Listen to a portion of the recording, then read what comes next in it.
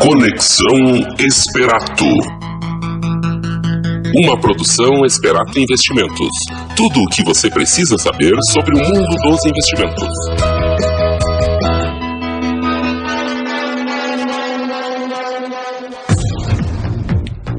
Muito boa tarde a todos, iniciando mais um Conexão Esperato, seu programa quinzenal sobre investimentos, finanças pessoais, empreendedorismo, economia em um só local. Meu nome é Felipe Fontana, sócio da Esperato Investimentos, e estaremos aqui durante uma hora trocando, fazendo um bate-papo sobre investimentos, a economia, época aí de política que vem mexendo bastante com o mercado. Não existe hoje nenhuma roda, né, de um bate-papo entre pessoas que não se discute a questão política, questão da economia para os próximos anos. Estou aqui então dando uma boa tarde aí, assessor de investimentos Ronaldo. Boa tarde, Ronaldo, e vamos fazer um bate-papo hoje aqui sobre todos esses temas aí. Boa tarde, Ronaldo. Boa tarde, Felipe. Boa tarde, Elaruim. Boa tarde, nossos ouvintes.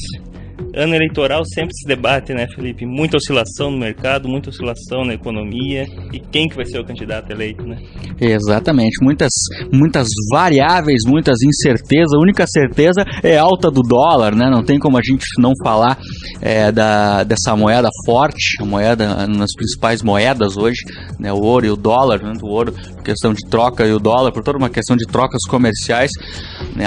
Forte alta agora, para ter uma ideia, para acompanhando aqui mercado futuro, dólar futuro 4,09,2, alta de 1,15%. Agora é 13 horas e 7 minutos na Bolsa de Valores de São Paulo, aí demonstrando essa forte alta aí que continua aí. Alguns analistas que isso pode chegar para R$4,20, né? Banco Central com certeza vai trabalhar para segurar esse dólar aí. A gente vê a força dessa moeda, e a gente vai fazer um bate-papo durante esse primeiro bloco aí. Segundo bloco aí, Eliseu Mânica Júnior, diretamente de Miami, sempre enriquecendo o programa. Lá, o Eliseu numa época tropical lá de verão. E lá no terceiro bloco temos Marcelo Maia Osterman, assessor de investimentos lá de Porto Alegre, está em Londres, né? Passou um tempo em Londres. Então aí hoje vai ser um Conexão Esperato internacional, aí praticamente em três pontas aí do globo, né? Santo Ângelo, Londres, Miami, hein? Opa, que beleza, né? Bom, iniciando aqui então o programa, falar um pouco sobre a inflação, dados do relatório Focus do Banco Central. Inflação expectativa em torno de 4,15, a mesma expectativa do ano da semana passada, né? Falar um pouco aí sobre até um dado que saiu hoje, que é o IPCA 15, que mede, né, um pouco a questão aí do Índice Nacional de Preço ao Consumidor amplo dos 15 dias iniciais, variação de 0,13%, mais baixo aí desde 2010, né? O que teve alta foi habitação, 1,10%, saúde e cuidados pessoais, 0,55%, transportes caiu 0,87% negativo, né? A gente vê até a própria questão da gasolina, né? A gente viu aí que cara, transporte por causa da questão do diesel também, né? Que houve um acerto para menos, dependendo do setor, com certeza, porque houve alguns setores, a questão da tabela aí que prejudicou bastante. Então a gente vê aí uma redução desse índice aí, né? Então, demonstrar um pouco a expectativa para os últimos 12 meses, em torno aí de 4,30, né, e que fecha aí o relatório Focus, trabalha com uma ideia de 4,15 a inflação, que é um dos principais índices que demonstra a alta e a baixa dos preços da economia, né? O índice de inflação ele vem bastante controlado nesses últimos anos, né, Felipe? Ano passado e esse ano também, sempre em torno de 4%, né? Ele não tem alterado muito. Acontece algo pontual, tipo uma delação premiada nova, uma greve. Ela dá essa oscilada, mas parece que ela estabiliza novamente, né? Exatamente. Isso aí já era bem previsto, né? Naquela época de maio, um forte pico, né, em maio e junho, né, da greve dos caminhoneiros, depois entrava novamente em um período aí de diminuição. A única coisa realmente a gente não vê que sobe, né, são os preços administrados, que até tem ali aqui, né, no relatório Focus, alta aí de 7%, né, isso aí demonstra que o governo não tem condições nenhuma, talvez, de controlar preços, né, porque a inflação em torno de 4,15 e os preços administrados, que o objetivo é administrar preço é quase o dobro, né? Então aí demonstra quantitativamente que é uma falácia essa questão de administração de preços do Estado para poder controlar, né? O preço, a alta dos preços, né? O PIB expectativa é em torno de 1,49%, muito parecido aí da semana passada, e para o ano que vem em torno de 2,50%. Isso aí é toda uma questão de política macroeconômica. Quando a gente teve aquele período, né, de recessão ali, onde foi forte a questão do ajuste fiscal, né, onde a gente teve um forte ajuste fiscal, o juros chegando a 14%, né, e o governo controlando o gasto de todas as maneiras, né, no sentido, menos os gastos deles, todas umas questões aí que não adianta entrar em detalhes, mas mesmo assim havia, né, uma questão, né, de segurar gastos, e isso aí, querendo ou não, mexe um pouco com o futuro, que não tem, mesmo entrando um candidato ruim ou bom, a expectativa é de um PIB positivo ano que vem, né, então isso demonstra aí que foi feito algo aí nesses últimos 2 anos que tinha que ser feito, né. O PIB sempre é o grande desafio do governo, né? A gente vem nessa leva sempre de um PIB negativo ao próximo de zero. Nós tivemos a expectativa de um PIB próximo a 3%, mas não se confirmou. Há uns últimos 3 anos vem com essa expectativa de alta, mas ela não se confirma. Então esse é realmente o grande desafio. As gerações passadas não estavam acostumadas a falar muito do desafio da inflação. Esse parece que está mais controlado no país, até pelo PIB baixo, com uma baixa aceleração, né, Felipe? Exatamente. Como a economia não produz muito, os preços também não elevam muito, então acaba a inflação ficando mais controlada. Exatamente. O ruim, às vezes, num período de eleição é que a gente para, né? O país ele para em si, né? De produzir, de fazer projetos futuros. A gente vê isso até nos investimentos, né? Agora a gente começa todo um planejamento de carteira de investimentos para 2019. O que fazer, né, Ronaldo? O que fazer? E aí é puxar, né? Como é que vai ser a questão da política? Se vai ser desse jeito, a carteira vai ser dessa maneira, né? Se tiver um candidato mais populista, a gente vai ter que voltar um pouco para a renda fixa, não pode correr muito risco. Se for um candidato aí que ele vem se preocupando com as reformas que devem ser feitas, a gente foca em algo mais aí no setor produtivo, né? Então a gente entrou aí em algo aí para se planejar só depois da política. E aí isso ocorre em todo o país, né? O empreendedor que quer investir, o gringo que quer trazer de volta o dinheiro para construir uma nova empresa, gerar emprego, ele fica muito a questão da mercê da política, né? Isso aí, querendo ou não, dá uma contração, a gente para de trabalhar e começa a discutir aí os dados eleitorais, né? Então isso é um problema de 4 em 4 anos aí, essa dependência do Brasil pelo político, né? Isso aí, para alguns, acredito que é o justo, é o certo, mas essa dependência por um grupo de pessoas é algo preocupante, né? A gente entra num período unicamente especulativo, né, Felipe? E quando a gente vê a economia do Brasil olhando a Bolsa de Valores, as maiores participações é Petrobras e Vale. Petrobras é estatal e Vale tem grande participação estatal. Isso explica um pouco da economia do Brasil quando o gringo olha para investir, né? Muito atrelado à política. Exatamente. E aí volta um bom dado que teve aí, principalmente no mês de julho, né? O Brasil criou 47 mil empregos formais em julho, né? Segundo dados aí do CAGED, que mede, né, toda essa questão de vagas de emprego, 47.319 vagas de emprego com carteira assinada, após o fechamento 661 vagas formais no mês de junho. Então esse foi o melhor resultado para o mês de julho desde 2013. Resultado mensal positivo foi puxado pelo agronegócio, que eu acho que é o principal aí que vem forte, um crescimento há anos, né, e a abertura de 17.455 empregos com carteira assinada no mês. Em segundo aparece os serviços, que geraram saldo líquido de 14.548 postos de trabalho, e a construção civil ganhou 10 mil, né? É uma coisa um pouco preocupante, né, que o Rio Grande do Sul foi o estado que mais demitiu do que contratou no período, né? Então, se cresceu bastante lá, a gente teve aí um saldo de menos 2.657 empregos no mês de julho. Contramão do país, né? Na contramão do país, isso aí para puxar um pouco até os nossos deputados estaduais para focarem cada vez ali nas reformas que devem ser feitas para a gente voltar aí crescer no país, né? Não ficar realmente muito preso a isso, né? Uma que sempre tem que ser falada, as pesquisas trazendo volatilidade, mas o cenário não mudou muito, né? Essa é uma pesquisa do Datafolha, Disputação em Lula, Bolsonaro com 22%, seguido por Marina 16%, Ciro 10%, Alckmin 9%, Álvaro Dias 4%, Haddad com 4%. No salário aí com Lula, o presidente aparece como o primeiro colocado com 39% das intenções de voto, né? Isso aí é algo meio perigoso, porque infelizmente a gente tem que tirar essa cultura de ficar achando que naquela época era melhor, então, ou o Bolsonaro, que com ele vai ser melhor, né? Isso aí é algo bem... O brasileiro, ele vota muito nisso, né? Naquela época era bom, dependendo se a pessoa era boa, naquela época era bom. Era algo...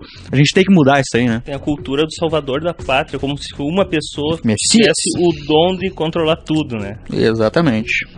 Então, a gente tem que começar a estudar os candidatos aí, não ficar somente nessa ideia que na época era melhor, era pior, né? Todas essas questões, né? Principais dados para os Estados Unidos. Estados Unidos hoje sob pressão para mostrar o progresso, né? A gente vê para o NAFTA, principal aí, entre Canadá e México, né? Que existe toda uma briga, que são até das próprias... Do muro que se constrói. Hoje teve um presidente do México socialista lá que veio se aproximar, e aí novamente aí vem algumas reuniões entre o NAFTA para discutir esse projeto. Falar um pouco para terminar esse primeiro bloco, depois a gente vai voltar aqui no estúdio, a agenda dos debates, né, para os próximos períodos.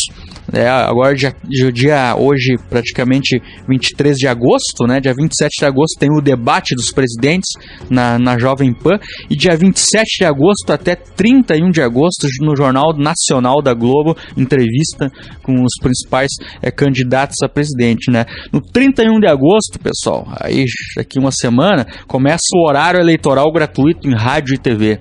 Então aí começa, é bem interessante a gente começar a ver como é que vai ser as pesquisas nesse período, porque existem candidatos fortes que têm tempos muito pequenos, né? Então vai ser bem interessante, né, a gente analisar como é que vai ser essa aceitação pelo público, né? Essa eleição, Felipe, traz uma característica diferente. Nas eleições passadas, o principal foco da atenção sempre foi a televisão. Hoje em dia, tu vê, as pessoas têm muito mais foco no celular, né? Internet, redes sociais. Então, daqui a pouco pode se apresentar um cenário diferente, que esse tempo de exposição na televisão pode não apresentar tanta diferença como foi no passado. Exatamente. É algo novo que nós vamos ver qual que vai ser o resultado agora no país. Hoje a gente pode até ver com as famílias, hoje a televisão ficou em segundo plano, né? Hoje é o celular, né? A televisão ficou como se fosse um enfeite ali. Então vai ser muito interessante a gente fazer uma análise quantitativa, uma análise qualitativa de como vai ser essa eleição aí, das mídias sociais, das redes sociais, dos fake news, como é que vai ser isso aí, bem interessante para a gente analisar para futuros casos, né? Então 31 de agosto começa todo esse debate, 9 de setembro também, na TV Gazeta, Estadão vai ter um debate, já 17 de setembro, último dia para trocar o candidato do partido, né, meio geral, 17 de setembro a 21 de setembro no Jornal da Globo, né, as entrevistas com os presidentes. Dia 19 de setembro vai ter um debate na Veja, 20 de setembro na TV Aparecida, dia 26 de setembro no SBT, dia 30 de setembro na Record, e dia 4 de outubro ali já, bem na eleição, vai ter um debate aí às 21 horas e 30 minutos, 4 de outubro, na Globo, Rede Globo Televisão, com os principais candidatos, né, aquele debate aí padrão que a gente tem a cada 4 anos. Então, a gente vai acompanhando, Conexão Inspirado sempre vai estar em cima desses dados para sempre levar de uma forma com o objetivo de tomar a decisão, né? Esse é o objetivo, não é de puxar o que é melhor ali, mas sim que decisão a gente vai tomar nos investimentos no futuro. Eu ia falar um pouco do dólar aqui, mas no terceiro bloco a gente vai fazer um bate-papo. Muitos nos perguntam também, Felipe, eu quero me proteger em dólar, eu sou pequeno investidor e eu não quero abrir conta nos Estados Unidos, como eu faço? Então aí no terceiro bloco a gente vai fazer um bate-papo aí no dólar, fazer um bate-papo um pouco da economia aqui diretamente no estúdio. Segundo bloco então, Eliseu Mânica Júnior, diretamente de Miami, falando um pouco aí sobre o mercado financeiro e investimentos. Um grande abraço, Eliseu, daqui a pouco a gente volta aqui no estúdio.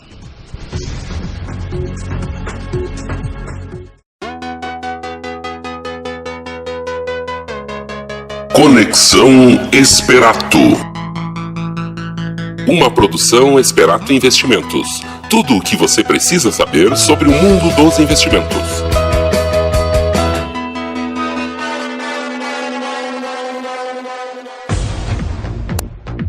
Uma boa tarde, caro ouvinte do programa Conexão Esperato, programa número 61, grande número de programas aí. Eu, Eliseu Mônica Júnior, aqui diretamente dos Estados Unidos, procurando trazer um pouquinho mais de informações sobre empreendedorismo, investimentos, assim como o Felipe, o Ronaldo, o Marcelo, outro sócio nosso de Porto Alegre, que hoje está na Inglaterra, né? Tem participação no programa diretamente da Inglaterra, eu aqui dos Estados Unidos. Então, Grupo Esperato sempre buscando conhecimento, sempre buscando ser melhor, e a gente indo atrás do conhecimento, da informação, para poder fazer melhor o que a gente já vem fazendo, né? E óbvio que tem muito que aprender, evoluir, né? Por isso que a gente vai atrás, aprender sempre, né? O que é necessário, acredito, na vida, né? O processo de aprendizagem não pode ser algo, por exemplo, uma faculdade, ser algo de um período apenas, mas ele é um modo de vida, né? A gente tem que estar sempre em busca de aperfeiçoamento, não dá para parar, e é isso que a gente acaba fazendo, né? No grupo, né? Como todos, é o nosso mindset, o nosso modo de pensamento, né? Sempre buscar o conhecimento, a informação.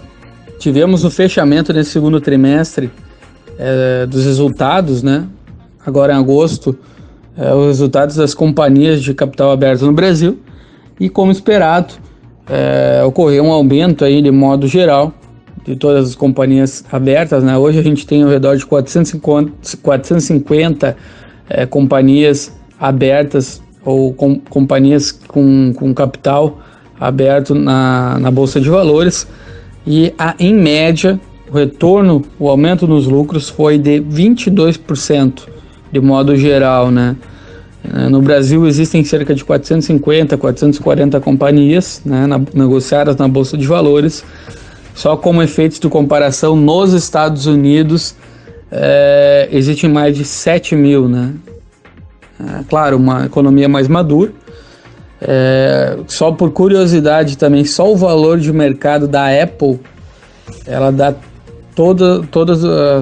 o valor somado de todas as companhias brasileiras, né, de capital aberto. Então a gente ainda tem muito que evoluir. A gente tem em torno de 0,4% de investidores no mercado de ações, e sendo que o mercado de ações é uma das melhores maneiras de se adquirir uma poupança, se adquirir o ato de poupar, né, de ter retornos, obviamente fazendo o certo, né, o correto, que é investir em companhias, que é ter paciência, né.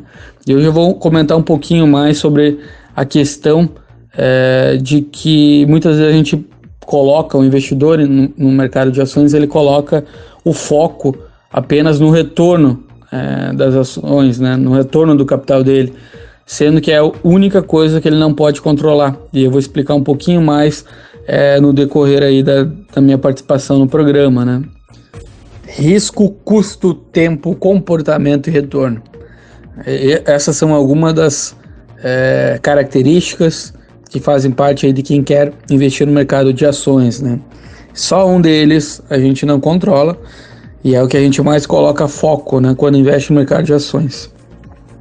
Primeiramente, falando sobre risco. O risco, ele é algo bem pessoal. Quando a gente se investe numa carteira de investimentos, um conjunto de investimentos, a diversificação ela é necessária. O que isso significa? Significa eu criar uma carteira de investimentos, um conjunto de investimentos com ativos de renda fixa, com ativos de, por exemplo, fundos multimercados, com ativos, uma parte de ações, quem sabe uma parte em moedas, comprar $1, vender $1, ou comprar €1, colocar um fundo que invista em moedas, né? Então o risco, ele é algo bem pessoal, ele tem a ver com a idade do investidor, ele tem a ver com o poder aquisitivo do investidor, com o nível de conhecimento. Então o risco, ele é importante a gente prestar atenção, né? E o risco ele é algo bem pessoal. O investimento, realizar investimentos é algo bem pessoal, né? Não tem como. Muitos me perguntam, Eliseu, qual é o melhor investimento? O melhor investimento é aquele que é mais condizente com o seu risco. Então, a primeira coisa, risco. E isso a gente pode cuidar no investimento, e deve, né?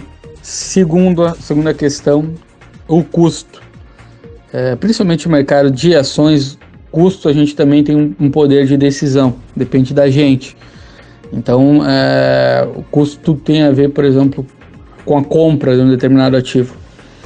Eu tendo paciência no mercado de ações, é justamente em crises, é justamente em momentos, digamos assim, em que cai a cotação, é que eu vou fazer a melhor compra.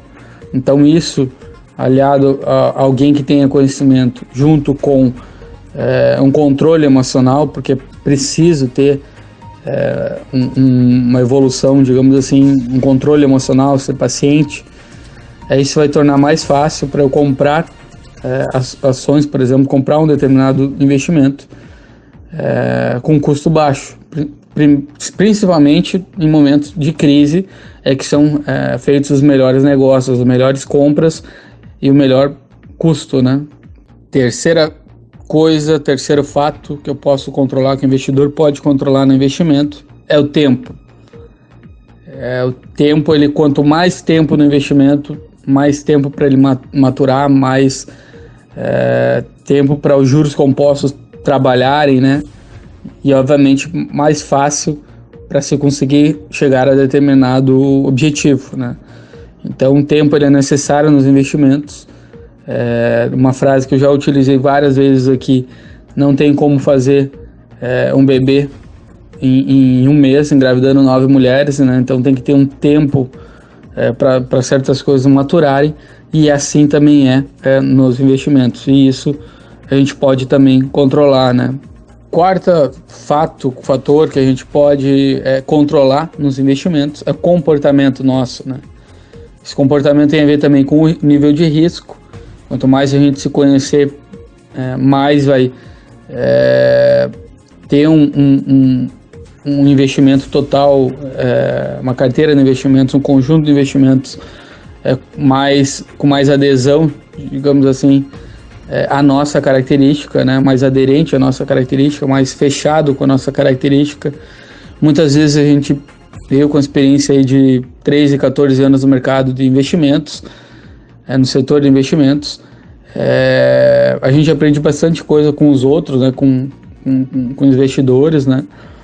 E uma das coisas foi o comportamento, né? Às vezes o investidor chega com, teoricamente, um perfil, e quando acontece determinado fato, ele muda o perfil dele, né? Então é nada mais como a prática e o comportamento dele para verificar que de repente aquele perfil que ele tinha não é o mais adequado, né, na prática. E a gente aprende também isso, né, com o investidor. Então comportamento, como a gente reage com o mercado, com a cotação das ações, por exemplo, é o mais adequado. Isso a gente pode controlar, né? Ter paciência, por exemplo, principalmente em momentos de volatilidade, como é o momento atual, que é o momento de eleições, e que tem que se ter paciência, né? E ter um perfil também, investir de acordo com o perfil. Tem gente que não tem um perfil para entrar no mercado de ações, por exemplo. Então respeitar sempre o perfil, né? Então isso a gente também pode controlar. E o quinto fator, e o único que a gente não pode controlar, que não depende da gente, principalmente o mercado de ações, é o retorno. O mercado de ações ele é um mercado de renda variável, né, também conhecido. Então o retorno varia de tempo em tempo. Várias vezes eu já comentei aqui no programa que o retorno no mercado de ações, ele no curto prazo, ele é muito ligado a notícias, é muito ligado a, por exemplo, atualmente, ligado o que vai acontecer com a Turquia, será que vai dar uma crise lá? Porque hoje o mercado, ele é todo, né? Não, o mundo, ele é todo interligado, né? O que afeta, por exemplo, um país como a Turquia pode dar calote em bancos, por exemplo, italianos, banco italiano também, o francês, no caso, quem tem muita dívida, quem emprestou muito para empresas turcas, o BNP Paribas, que é francês, e o Unicredit, que é italiano. Então, o mundo todo é interligado, né? Então, notícias como o que vai acontecer na Turquia, o que vai acontecer com as eleições do Brasil, quem vai ganhar, ele vai pagar as dívidas, ele vai ser um gastador. Hoje a gente está numa situação que não pode gastar muito. Então, essas notícias no curto prazo são as que mais influenciam as cotações das ações. E no curto prazo, então, há uma volatilidade, mas no médio e longo prazo, quanto ao mercado de ações, é que fica claro que a qualidade da companhia que se investe, né? No caso do investimento em ações. Sempre a cotação vai andar perto da variação do lucro líquido, do caixa da empresa, quanto ela gerou de caixa, né? Lucro operacional, o EBITDA dela, sempre, né? Mas no curto prazo, então, notícias influenciam bastante, né? E nada mais como o tempo para, no médio e longo prazo, aí, tornar justa a cotação, né, das ações, né? Tem uma lógica por trás disso no médio e longo prazo, né? Então, o retorno das ações a gente não tem como controlar. Um exemplo, eu sei que determinado ativo vale X, se hoje ele está cotado, por exemplo, a R$10, eu sei, fazendo através de estudos, ele provavelmente vale aí ao redor de 14, 15 reais, mas eu não sei quando exatamente esses 14, 15 reais eles vão ser cotados. Então, a gente não tem como controlar o retorno. A gente tem como controlar a margem de segurança, que é investir em ativos que tem uma qualidade, que tem um lucro recorrente crescente, que tem uma diferenciação perante outras empresas do mercado, que tem um grande produto, que tem uma marca forte. Então, tudo isso a gente pode controlar. Mas o retorno, quando determinado ativo vai valer o que ele tem que valer, se ele tem um desconto, né? Se a gente acredita que ele está descontado, tem um preço maior do que o mercado como um todo, os investidores como um todo estão achando, eu não tenho como saber quando exatamente. E normalmente o investidor, quando investe principalmente em ações, ele fica muito ligado à cotação, ao retorno. Fica com os olhos no computador, nas cotações. Isso é perda total de tempo. E tempo é o ativo mais valioso que a gente tem, né? Já comentado aqui também várias vezes para a gente valorizar o tempo, que não tem como comprar tempo, né? Então, o retorno entre os fatores que eu já citei, que é o risco, o custo, o tempo, o comportamento e o retorno. O único que o investidor não tem controle é o retorno, né? Ao menos no mercado de ações. Então, e é onde ele mais presta atenção e mais ele perde tempo, ficando olhando as cotações a cada dia, ou a cada hora, ou a cada semana, né? E a única coisa que ele não tem, então, um controle, né? Então, pessoal, hoje eu comentei um pouquinho mais sobre o que o investidor ele pode controlar e o que ele não pode controlar e que ele coloca mais foco, né? Principalmente no mercado, nos investimentos em ações, né? A gente também tem a participação do nosso sócio Marcelo, diretamente aí da Inglaterra, né? Trazendo também uma participação especial no programa. Eu fico por aqui, meu tempo já terminou, né? E um grande abraço a todos e obrigado pela sua audiência. Valeu, um abraço.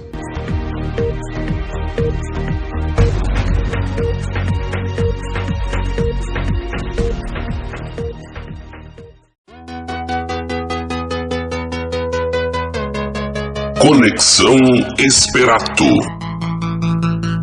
Uma produção Esperato Investimentos. Tudo o que você precisa saber sobre o mundo dos investimentos.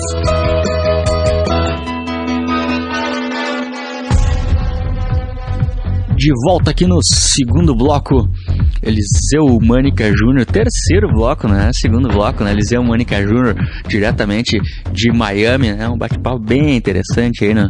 Durante o segundo bloco ele falou aí, questão do mindset, que é o principal, é mindset empreendedor, mindset da inovação, né? Que a gente vê na cidade, a gente vê cada vez mais daqui as pessoas com esse mindset, né? A gente até dá um livro que fala sobre isso. Então, o Mânica Júnior comentou muito bem aí. A gente sempre aproveitando o espaço, né?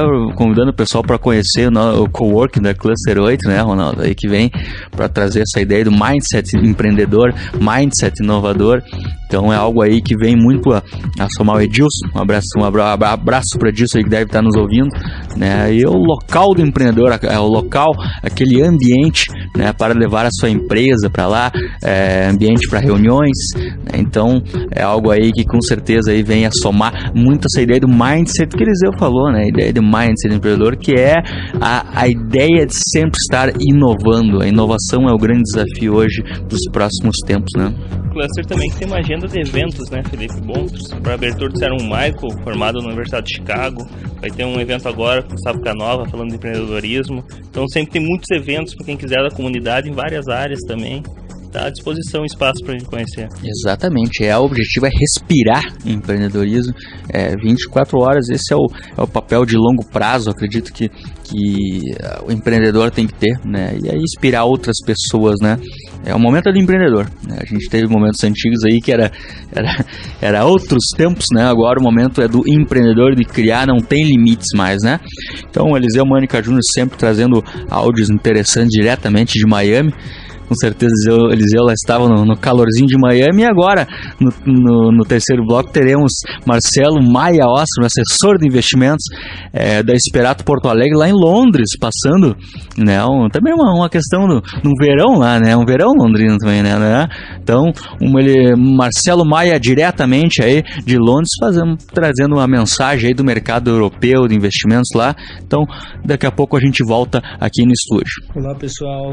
Tudo bem? Bom, quem fala aqui é o Marcelo Maia, da Esperato de Porto Alegre. Momentaneamente não estou em Porto Alegre, estou em Londres. Eu vim aqui fazer um curso na London School of Economics, um curso focado no mercado financeiro, finanças e gestão financeira, objetivamente. E um curso muito interessante para uma análise global de como o mercado financeiro vem se comportando. Grande parte dos colegas aqui desse curso e dos professores são da Índia, são da Rússia, da China, alguns dos Estados Unidos também, fora, evidentemente, os britânicos. E tem sido muito interessante trocar algumas ideias com eles, informações, tanto em relação à questão economia, né, relacionada à economia mesmo de cada país, de como cada país funciona em relação à abertura do seu mercado para novas entradas, novos entrantes, como em relação também às possibilidades em relação aos próximos 10, 15, 20 anos de cada país, em que nível de liberdade econômica cada país se encontra. É muito interessante se perceber isso e como cada país também vem crescendo de maneira sustentável, recorrente, nos últimos 10 a 15 anos. Essa análise econômica, ela me possibilitou perceber algumas coisas, né, de uma maneira muito clara. Que no Brasil hoje a gente tem um pequeno problema de recorrência, né, nas ideias em relação à política econômica. Um governo começa, aí ele tem pouco tempo, se ele se reelege o segundo mandato, por vezes já não é tão interessante para ele quanto o primeiro. Então, aquele pensamento de pensar no país e não pensar no partido acaba às vezes atrapalhando um pouco o Brasil. E em outros países com culturas diferentes, por vezes tu vê uma situação diferente, né? Vou dar o exemplo de um colega meu japonês, a gente conversando sobre as questões de política e economia, e ele comentou que no Japão o japonês, né, médio, o japonês padrão, ele pensa primeiro na sociedade, fazer o bem para a sociedade, depois o bem para a família e depois o bem para si mesmo, né? E no Brasil, acho que todo mundo concorda que muitas vezes os brasileiros pensam primeiro nele, depois na família e de forma terciária na sociedade, né? E o resultado disso é que acaba de fato, né, gerando, esse tipo de pensamento acaba gerando um certo prejuízo para a sociedade como um todo, porque é feito em grande escala, né? São muitas pessoas tendo esse tipo de comportamento. Outro assunto interessante que a gente conversa bastante aqui é sobre a questão do mercado financeiro, né, do tamanho do mercado financeiro em cada país. Eu tenho um professor aqui que ele é americano, a gente conversa bastante sobre isso, sobre o tamanho que o mercado americano tem, no sentido de o número de pessoas físicas que não investem em banco, né, uma maioria absoluta. No Brasil a gente ainda está engateando nesse sentido, mas é um processo que eu acredito, e eles mesmos, comparando com outros países que já estão nesse processo de desbancarização há mais tempo, é um processo que não tem volta, porque ele existe para agregar ao consumidor final, ao cliente, né? Então o investidor tende a ganhar com isso. E nas palavras desse meu professor mesmo, o investidor nos Estados Unidos, quando investia em banco, ele investia de uma maneira errada, né? A partir do momento que ele procurou um financial advisor, ele consegue ter, com maior detalhamento, uma alocação, né? Passar para o financial advisor o que ele precisa e a partir disso fazer uma alocação nesse sentido. Eu foquei também bastante nessa conversa que eu tive com esse meu professor na questão do conflito de interesse, e lá eles conseguem, de certa forma, eliminar essa questão do conflito de interesse dessa forma eles conseguem eliminar o conflito de interesse através da educação, né? Se bate muito na tecla da educação lá, se fala muito sobre educação. A partir do momento que um cliente entende, mesmo que de maneira por vezes superficial, o que está sendo feito com o dinheiro dele, ele consegue entender que está sendo feito o melhor dado o perfil dele, né? Ou seja, a educação e o operacional, né? O investimento em si andam lado a lado. E isso faz muito sentido, tá? Faz muito sentido. Conversando com alguns colegas, especialmente de salientar dois países, a China e a Índia, é um processo mais parecido com o do Brasil, tá? São países em desenvolvimento também, com algumas peculiaridades semelhantes e muitas muito diferentes, mas com um mercado financeiro ainda que pode crescer muito, especialmente porque tem uma grande parte da população que ainda não tem condições de investir um valor elevado, mas que tendem a ter no futuro próximo. Tá? Se esses países puderem dar condições para elas, claro, chegarem a esse nível.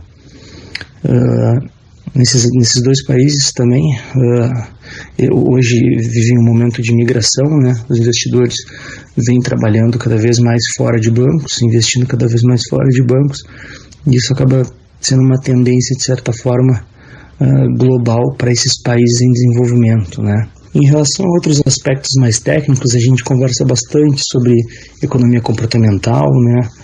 Teoria da firma, teoria do consumidor, e em outros assuntos mais técnicos que eu não vou despender tempo falando sobre isso, são questões mais específicas do trabalho, de estudos, curva de Laffer, enfim, são assuntos mais, literalmente mais técnicos, né? Quem sabe numa outra situação a gente possa falar mais sobre isso. Reitero o meu convite sempre para todos que passarem por Porto Alegre, irem até a Esperato lá em Porto Alegre, tomar um café. Vai ser um prazer receber a todos, tá bom? Um abraço, voltamos pro estúdio. De volta aqui no terceiro bloco, Marcelo Maia Júnior. Mandar um abraço, Marcelo, com certeza. Não sei se está nos ouvindo lá, mas com certeza vai ouvir essa reprise no podcast que está lá no centraldoinvestidor.com. Um grande abraço ao Marcelo, aí falando um pouco aí sobre a questão do mercado europeu, né? E já também trazendo, talvez, vendendo um pouco o peixe, que a XP hoje está em questão em Genebra, né? Genebra tem um escritório lá, questão para quem quer buscar um pouco uma questão internacional, viaja bastante, tem essa possibilidade, quer ter um risco, quer ter uma carteira de alocação global lá na Europa, com certeza pode se alocar conosco aí via XP Genebra, né? Os ouvintes que não conhecem o Marcelo, Felipe. O Marcelo é dos primórdios da XP, ele é instrutor da XP. Nossa, né? verdade. Há muito tempo no mercado financeiro, ele dava aula para os assessores disso, e vem já daquela ideia de ensinar o mercado como investir. Então o Marcelo tem muita experiência no mercado, sempre é muito bom conversar com ele, trocar uma ideia. Com certeza, vai vir com muitas ideias aí, conhecimento diretamente aí do lado da Europa, fazer um tour lá, para um Eurotrip praticamente. Então um grande abraço aí ao Marcelo, que com certeza aí vai sempre vem enriquecer o programa, né? Até um bate-papo aqui, né, Ronaldo, questão do dólar, né? Dólar agora futuro 4,10, batendo a marca aí dos R$4,10, mais 1,36%, mais 1,38% agora diretamente da Bolsa. E a gente vê, o pessoal também nos pergunta, né? Mas o dólar tá 4,10, mas eu quero comprar no câmbio aí 4,20, 4,30, né? Como é que tu me explica essa questão? Importante dizer que o dólar padrão, né, de negociação é negociado em Bolsa, né? Então esse realmente é o mais importante. A gente fala aqui é o dólar negociado agora, né? Diretamente no pregão, na oferta e demanda, na busca de dólares, na venda de dólares. Então esse é o dólar padrão, né? Então com certeza depois os outros mercados, né, o turismo, o paralelo, que é informado do Banco Central, aí ele vai puxar um dólar referência a esse, né? Então esse é algo interessante, porque sempre a gente dá o dólar, que tá 4,11, quase 4,11 aí, agora 1,57% de alta, e esse é o dólar padrão, que depois mexe com os outros, que o dólar turismo hoje tá 4,30, né, 4,40, dependendo do paralelo, né? O dólar sempre costumam ver no Jornal Nacional informação, tal valor para compra, tal para venda, dólar paralelo, dólar comercial. Então qual que é o verdadeiro valor do dólar, né, Felipe? Essa que muita gente fica em dúvida, é o para venda, é o para compra, é o paralelo, qual que é o valor do dólar, né? Exatamente, então o dólar ele sempre vem, né, o principal aqui negociado em bolsa, né, que é nada mais uma paridade entre dólar e real. Quando a gente fala dólar versus real, você pode lá negociar o real versus euro, né, todas essas questões aí pode ser negociado. Mesma coisa do soja, né, muitos perguntam soja, tá, mas o que é o soja Chicago, né? O soja Chicago é o padrão, né, hoje do mundo inteiro. Uma bolsa de Chicago aí, ela funciona 24 horas, e você aí pega o padrão de Chicago e repassa, né, para os outros. Então, uma cooperativa daqui, uma trading daqui, ele vai puxar aquele dólar de Chicago, vai descontar o seu custo, vai descontar o seu transporte, vai descontar toda a sua comissão, e aí vai largar o dólar, o soja em relação a dólar, no preço daquele dia. Então o padrão é o bushel Chicago lá, que hoje mexe com todo. Parece que pode ser também negociado aqui na plataforma XP, quem quer comprar e vender soja. E aí convido também a entrar no blog Agrícolas da Esperato Investimentos, um blog que está um sucesso total, a gente fica feliz, né, pelas questões, esse texto lá que tem como comprar e vender milho na bolsa, como comprar e vender soja na bolsa, e a gente vê a grande procura orgânica que vem nesses textos ultimamente aí, para saber um pouco mais aí sobre esse mercado aí, que logo teremos novidades aí num portal, no blog Agrícolas. Você pode acompanhar essas questões, o uso da relatório Conab, tudo isso aí a gente manda. E o dólar não para realmente de subir, 4,11 agora, 1,59%. Então a gente vê hoje até a questão de fundos cambiais, né, que a gente tem na plataforma lá para quem quer uma proteção em dólar. Tem um programa que a gente falou só disso, né, de onde que eu posso me proteger em relação ao dólar, em relação se eu preciso fazer uma viagem de 6, 7 meses, né, tem o dólar futuro, tem o fundo cambial lá, a partir de R$5.000, lá você já tem acesso ao fundo cambial, que você acompanha, né, a moeda de lucro ou prejuízo, na dor ou na amor ali, você consegue acompanhar essa oscilação do dólar. Então a gente vai acompanhando, dólar sofrendo mais uma vez também por toda uma questão eleitoral, né, de uma expectativa pessoal, expectativa aí de incerteza, né, tende a buscar o ouro, o dólar, e se livrar um pouco do real, e ao mesmo tempo a gente vê um crescimento forte dos Estados Unidos em relação ao resto do mundo. Então não é algo só daqui, né? A lira turca, né, que a gente teve agora uma forte queda, mesma coisa,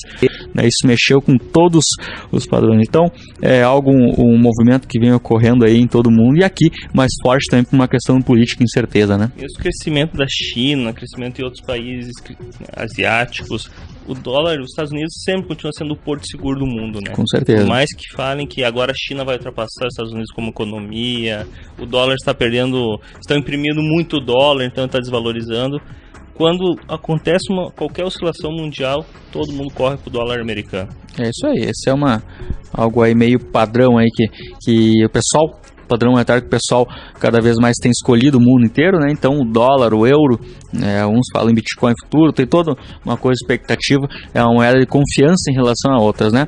Ok, pessoal, fazer aqui um convite a todos, estamos a Esperato aí, para quem quer trabalhar no mercado financeiro, ser empreendedor do mercado financeiro, a Esperato aí convida para pessoas que queiram ser colaboradoras, agente autônomo de investimentos, a equipe aí com o objetivo aí do 1 bi, né, em 3 anos, né, hoje de expectativa aí de custódia. Então, para quem pensa aí em trabalhar no setor financeiro, venha conversar com a gente lá, contato@esperato.com.br, felipe@esperato.com.br, pessoas aí que tem que ter um mindset empreendedor, um mindset de crescimento, trabalhar bastante, mas ao mesmo tempo dizer assim que trabalhar nos principais setores de crescimento do país, que é a parte de investimentos, né? Aqui em Santo Ângelo, para ter uma ideia, a gente tem uma mesa de bolsa de valores, né? Então isso aí, uma mesa de operação em bolsa de poucos locais, né? Onde a gente na época aí tinha que ir lá para São Paulo, e aqui em Santo Ângelo a gente tem uma mesa de bolsa de valores.